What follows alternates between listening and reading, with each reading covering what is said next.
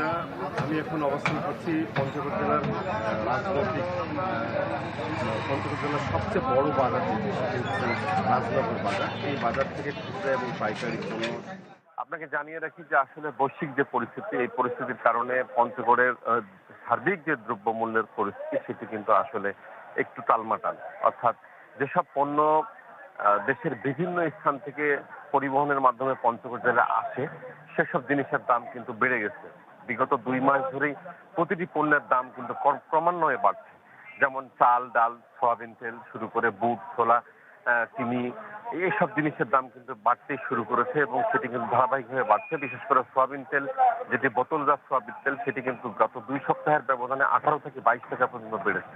চিনির দাম 10 টাকা বেড়েছে। অন্যান্য সবজি অন্যান্য যে পণ্য সবকিছুর দাম বেড়েছে।